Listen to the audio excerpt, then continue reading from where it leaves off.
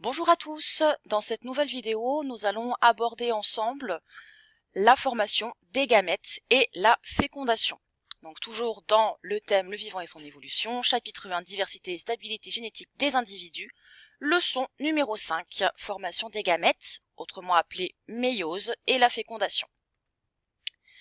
La formation des cellules reproductrices, des gamètes, spermatozoïdes et ovules, c'est-à-dire la méiose, première étape. Tout d'abord, il faut donc savoir que les gamètes sont produits par des êtres vivants de sexe soit masculin, ce qui donne des gamètes spermatozoïdes, soit des individus de sexe féminin, ce qui donne des ovules, que l'on peut également appeler ovocytes. Ces gamètes, spermatozoïdes et ovules, se rencontrent et fusionnent lors de la fécondation, ce qui donne un nouvel être vivant, une cellule œuf tout d'abord, qui en se divisant va engendrer la formation d'un organisme entier. Donc là on a pris un exemple avec donc Dark Vador, Padmé, engendrant un fils, Luke Skywalker. Vous avez représenté une cellule de chacun de ces trois individus. Pour ce qui est de la cellule de Dark Vador, qui possède la force et qui est un homme, eh bien, il y a sur le chromosome numéro 6 un gène qui existe sous différentes versions, un allèle petit f et un allèle grand F. L'allèle petit f est responsable de la force, mais c'est un allèle récessif. Il faut qu'il soit porté par les deux chromosomes de la paire pour être exprimé, pour qu'il y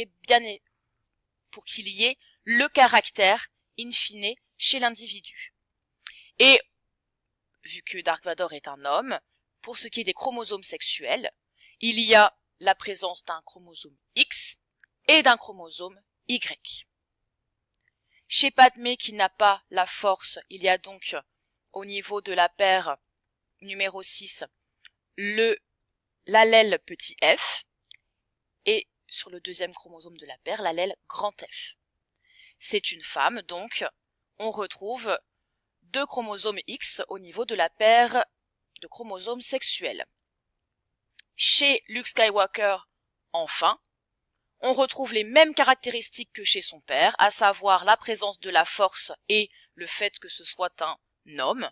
Donc, on retrouve les mêmes chromosomes et les mêmes allèles en ce qui concerne le gène de la force chez Luke et chez son père. C'est la même chose.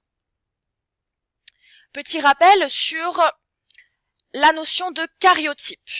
Donc, chez un individu féminin, comme par exemple Padmé, on retrouve des chromosomes qui vont par paire. Il y a donc 22 paires de chromosomes plus une paire de chromosomes sexuels, XX chez la femme. Chez l'homme, par exemple chez Dark Vador, c'est la même chose, on retrouve 22 paires de chromosomes plus une paire de chromosomes sexuels, mais qui cette fois-ci est composée d'un chromosome X et d'un chromosome Y. Ces deux êtres vivants vont être à l'origine de cellules reproductrices, de gamètes. Quand on regarde les karyotypes des gamètes, à savoir un ovule de Padmé ou encore un spermatozoïde de Dark Vador, eh bien on s'aperçoit que les chromosomes ne sont plus par paire. Il n'y a plus qu'un chromosome de chacune des paires dans le karyotype des gamètes. Représentons le passage d'une cellule d'un organisme de Dark Vador par exemple, jusqu'à la formation du spermatozoïde de Dark Vador. On va donc voir ensemble la formation des gamètes, c'est-à-dire la méiose. J'ai représenté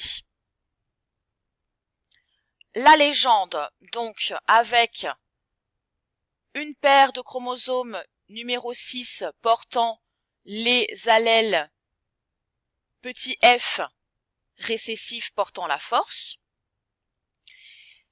Ces chromosomes peuvent exister sous forme simple, mais également sous forme double, et de la même façon pour la paire de chromosomes sexuels. Donc, de une cellule de Dark Vador, on va aller vers ces spermatozoïdes. Voyons ce qu'il se passe. Tout d'abord, on va représenter une cellule de Dark Vador. Lorsque il y a une cellule qui ne se divise pas, il y a à l'intérieur de cette cellule une quantité,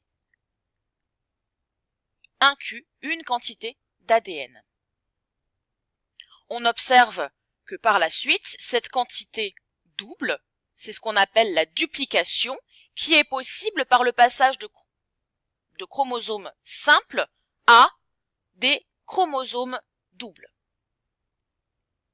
C'est ce qu'on appelle donc la duplication.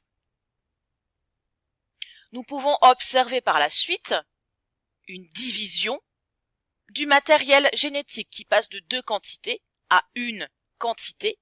Cela est possible par la séparation au hasard des paires de chromosomes, comme représenté ici. On a un chromosome de la paire numéro 6 qui va dans une cellule, alors que l'autre va dans l'autre cellule. De la même façon pour les chromosomes sexuels. Dernière étape, nous observons encore une fois une division du matériel génétique. De une quantité, on passe à une quantité divisée par 2. Cela est possible grâce au passage de chromosomes doubles à chromosomes simples. Les chromosomes doubles se séparent en 2 en chromosomes simples. On obtient donc bel et bien des cellules qui possèdent un chromosome de chaque paire, comme on le voyait au niveau des caryotypes précédents. Nous avons ici donc 4 cellules reproductrices issues d'un homme, c'est-à-dire 4 spermatozoïdes, avec un chromosome simple de chaque paire. Prenons l'exemple de Padmé cette fois-ci, avec une première cellule, comme on l'a expliqué précédemment, qui possède une paire de chromosomes numéro 6 sous forme simple, avec les allèles expliquant que Padmé n'a pas la force, l'allèle grand F étant dominant et n'engendrant pas le caractère de la force.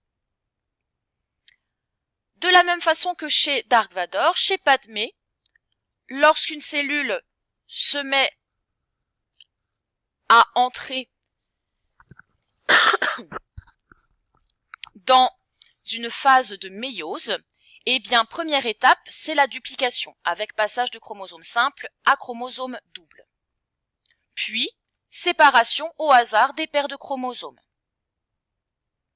Et enfin, séparation en 2 de chaque chromosome double, pour n'avoir plus que des chromosomes simples, un de chaque paire, dans chacune de ces cellules reproductrices, issues d'une femme, qui sont donc des ovules ou ovocytes.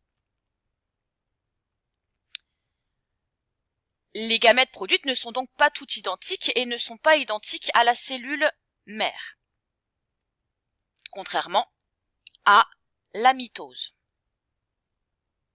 On va maintenant passer à la deuxième étape de la formation d'un nouvel individu, c'est-à-dire la rencontre des cellules reproductrices, la fécondation. Donc, petit rappel, pour l'instant, on s'est intéressé à la production de gamètes, maintenant intéressons-nous à la fécondation. En reprenant tout d'abord les gamètes possibles. Les ovules possibles produits par Padmé sont ici, avec donc la paire numéro 9 et de chromosomes sexuels. On a donc bien des chromosomes simples qui ne sont plus organisés par paire. De la même façon, on retrouve les spermatozoïdes issus de Dark Vador. À nous de nous rendre compte des gamètes qui peuvent engendrer la formation de la cellule œuf à l'origine de Luke Skywalker.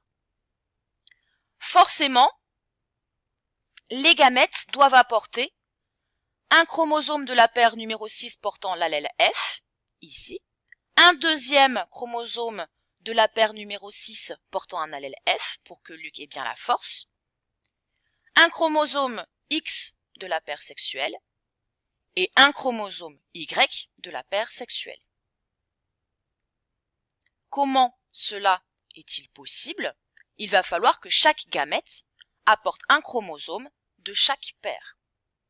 Comme ça, on retrouve des chromosomes qui vont par paire chez l'individu produit. Donc forcément, on peut supprimer déjà les gamètes qui portent l'allèle grand F, qui ne se retrouvent pas chez Luke Skywalker. De plus, si les ovules qui peuvent engendrer la formation de Luke sont ceux-ci,